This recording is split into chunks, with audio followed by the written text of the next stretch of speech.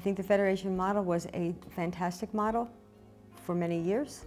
I think it was time to make a change and to broaden our reach, to engage more parties in a way that we really put a finger on what are their needs, wants, desires, hopes, dreams, what they want this community to look like, and then try to go out and make it happen. The association made the decision that it was going to fund only defined programs that serve Jews within the community. And that's a fundamental revolution in terms of the way we approach problems. Okay? Now we know exactly where the money is going, and the association can now be the watchdog of the community's money and know that Jews are served, how many Jews are served. Our mission, of the JCA is, and of each one of us individually that's a volunteer, is we want to repair the world. And, it's in our heart, it's our soul, it's the fabric of what we're all about. And the challenge with outreach is identifying where is the community? Where do we start and where do we end?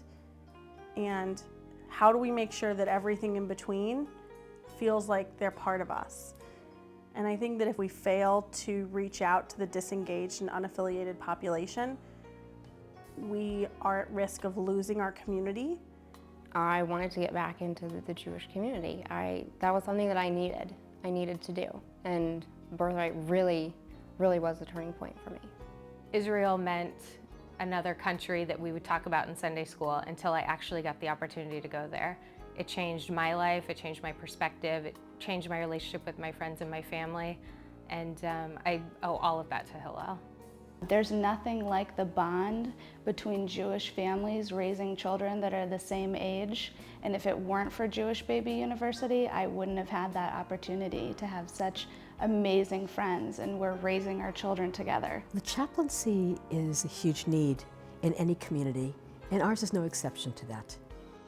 Here in Phoenix, we have a very large number of individuals who are not affiliated with the congregation, and yet when they have emergency situations in their lives, end of life, trauma, they need to have someone to reach out to them, a place to turn.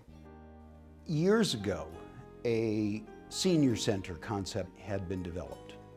It was consuming a lot of resources, it was not cost effective, and the agency that was running that program said, well, we're going to close it. Now this incredible program exists where the community is getting double the services at half the cost. 7 months ago, I moved into retirement home of Chris Ridge. It's nice being with our people. It's like family. I've been to a lot of different senior centers, but I never found the family that I have at Chris Ridge. There is no Jewish continuity if we don't have Jewish community. It behooves all of us to figure out a way to strengthen our Jewish community and also to connect that Jewish community with the larger worldwide Jewish community. And the only way to do it is through the internet. Education is key. We're not going to be able to preserve, sustain, continue, grow this community without educated individuals, without providing a full continuum of educational opportunities from the very beginning, from our preschool or from families that are just beginning to have children and create new family units, all the way up to our adult education, our lifelong learning. Our charge was to really analyze and develop a plan of how we could take our donors' contributions, our donors' money, and contribute in a meaningful way, in the most cost-effective way. We looked at programs in Israel, around the world, looked at programs in Africa, in South America, in Eastern Europe. So anywhere there was a Jewish person that needed help, anywhere in the world, we wanted to find the best program to help them. Valley Beit Midrash is a relatively new organization in Phoenix, and one of the programs that they've started that we are supporting is called Start Me Up. It's a wonderful space for young people to go and say, I have this idea, I know what would resonate with my peers, or I know what would resonate with this group. Can you give me the tools to try and get it going? We all know that the best way for ourselves to heal is by helping out others, by reaching out to others in a time of need. that made me very proud to be Jewish.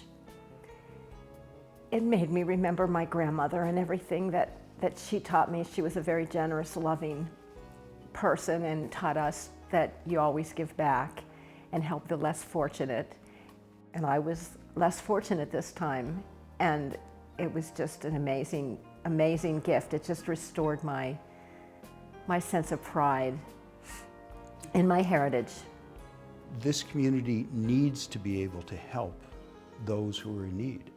The only way to do that is to increase the funding, to make resources available so that when we identify these needs and we put together these programs, we can fund them, and that people don't have to sit at the table and sit there and say, do I feed people? Do I provide a kosher meal for somebody in a nursing facility? Do I send a rabbi? Those are conflicts that no human being should be asked to resolve.